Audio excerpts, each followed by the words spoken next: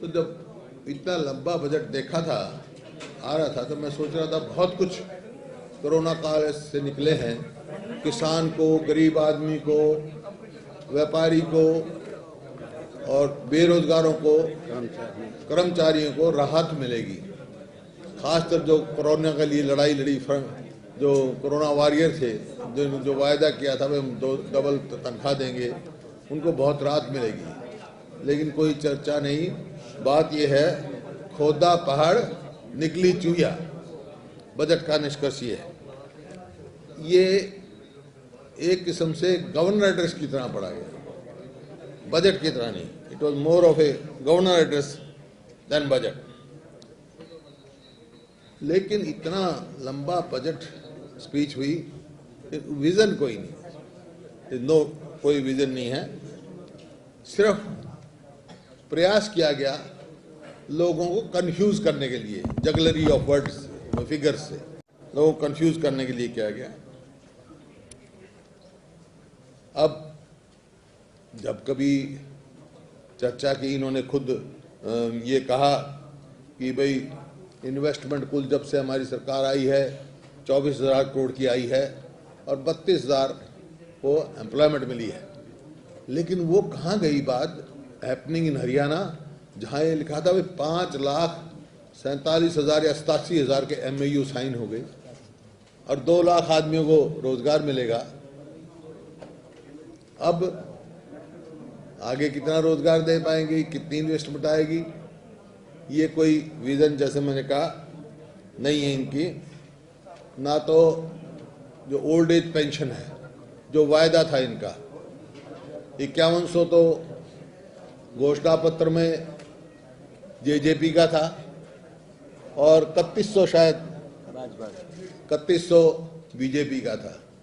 Know where near 2250 से लेके 250 रुपये बढ़ाया है। महंगाई कितनी बढ़ गई ये भी अंदाजा नहीं। और हम सोचते थे कि कुछ ना कुछ रियायत दी जाएगी। मैंने बार बार कहा था कि कम से कम डीजल पे जो स्टेट का वैट है, जो हमारे समय में था, उससे दुगना ये कर चुके हैं, उसको तो कम करो ताकि किसान को राहत मिले। आज किसान की लागत बढ़ी, मैं बजट पे भी आऊँगा फिर मोटे मोटे आपका। अब एजुकेशन है, जो आपने कहा चर्चा, एजुकेशन है, कृषि है, इसका बजट कम किया गया। बजट का जो है टोटल जो रेवेन्यू रिसिप्ट हैं, उसका जो है interest payment and repayment of डेब्ट, टोटल रेवेन्यू इसका 45% जो है 2020-21 में था, वो बढ़कर अब, क्योंकि और ले लिया इन्होंने लोन, वो 54.6% हो गया। मतलब टोटल रेवेन्यू रिसिप्ट का 54.6 जो है वो तो इंटरेस्ट पेमेंट और रीपेमेंट ऑफ डेब्ट में जाएगा। और सैलरी और पेंशन का टोटल रेवेन्यू में से 40.3% चला गया। तो 54.6 और 40.3% कितना हो गया? 95% हो गया। तो कितना पैसा विकास के लिए बचा भाई?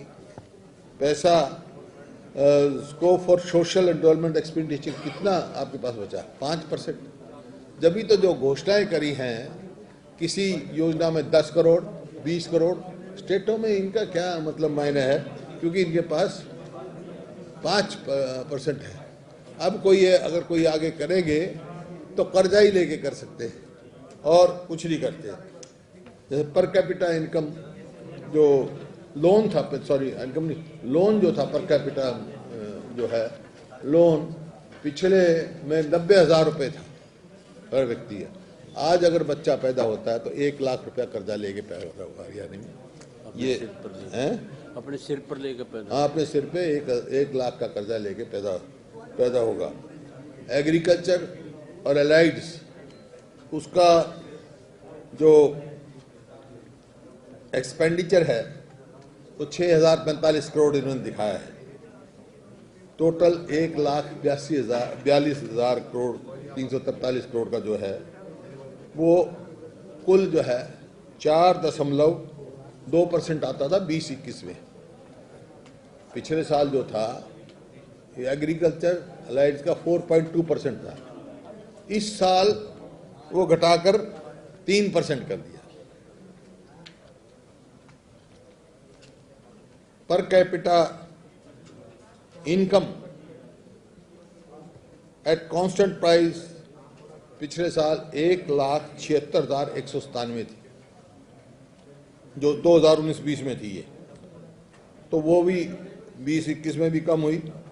और पर कैपिटा अब के भी पर कैपिटा इनकम कम हुई क्योंकि कोरोना की वो है, हम समझ सकते हैं। लेकिन पर कैपिटा इनकम और फार्मर को आप कैलकुलेट करेंगे तो उसका 63,773 आता है एज पर शेयर ऑफ जैसे एग्रीकल्चर का है, विच इज वो जो है आपका मिनिमम वेजेस से भी कम है। जो मिनिमम वेजेस है उससे भी कम पर कैपिटा इनकम किसान की आती है एग्रीकल्चर में। जो ग्रोथ ऑफ स्टेट लायबिलिटी है वो जब से इनकी सरकार आई है एवरेज 18% हर साल बढ़ रहा है। और जीडीपी जो है वो अराउंड, वैसे तो इतना नहीं है आपके, कम है, कई बार कम भी होता है, लेकिन मैं कहता हूँ एवरेज 8% बढ़ा है। तो इतना गैप जो है, इसका मतलब क्या होगा? इसी तरह ये चलते रहे तो स्टेट इकोनॉमी जो है इस प्रकार की इंक्रीज बियर नहीं कर सकती है। और ये system continue, it will face, state will face bankruptcy,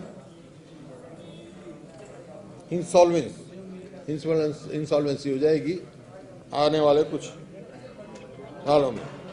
education की जो इन्होंने कहा है, अगर आप वो देखेंगे, पहले तो एग्रीकल्चर का देखो, मैं एक बात क्लैरिफाई करना चाहता हूँ।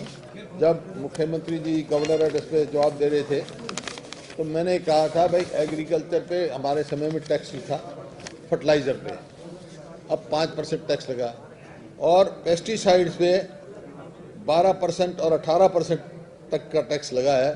तो मुख्यमंत्री जी ने कहा नहीं, सब पे 5% है। ये रिकॉर्ड की बात है। 12% आप देखें पेस्टिसाइड्स पे, जिंक पे 12% और पेस्टिसाइड जिंक पे 12% और पेस्टिसाइड्स पे जो है 18% बढ़ा। और जो आपका लेबर रेट है 205 से 347 रुपये पहुँच गया। तो कितनी महंगाई का सामना इसको करना पड़ा है। एग्रीकल्चर का, एजुकेशन का जो आपने कहा, एजुकेशन का कहा इन्होंने कि बजट बढ़ा है, एक्चुअल में वो घटा है बजट एग्रीकल्चर का, है ना? सॉरी, एजुकेशन, एग्रीकल्चर एजुकेशन का निकाला, क्योंकि एजुकेशन में इन्होंने अब के टेक्निकल एजुकेशन जोड़ दिया है। तो पिछली बार जो बजट था उसमें एजुकेशन का भी बजट घटा है, टेक्निकल एजुकेशन जोड़कर वो बढ़ा है। उनके पेज उस पे है, पेज निकाला नहीं उनका स्पीच का, स्पीच नहीं इंग्लिश में। अगर आपने देखा होगा ये एजुकेशन में, देखता हूँ हायर एजुकेशन निकालने में हाँ, एजुकेशन का ये है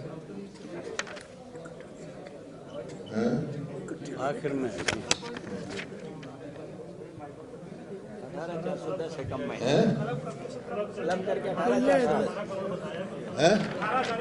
18,101 बताया। That is including technical education. इसमें प्राइमरी भी है, टेक्निकल प्राइमरी तो है ही, खेल भी आ गया ना। 705 करोड़ रुपए तकनीकी शिक्षा के लिए। खेल भी है जिसमें नहीं, ये है 18,410 करोड़ बताया, 15,629 करोड़, पिछड़ा हुआ है। 9,014 करोड़ प्राथमिक, 5,899 करोड़ माध्यमिक, 2,703 करोड़ रुपए उच्चतर और 705 करोड़ रुपए तकनीकी शिक्षा। अगर डिपार्टमेंट वाइज आज देखोगे पिछले साल से भी एजुकेशन के उसमें कम है, ये आपके सामने। और मुख्यमंत्री जी ने कहा कि जो विधायकों से सुझाव मांगे थे वो हमने बहुत अमल में लाए। तो ये सुझाव मैंने लिखे थे, इन सुझाव में से किसी पे भी अमल नहीं लाए।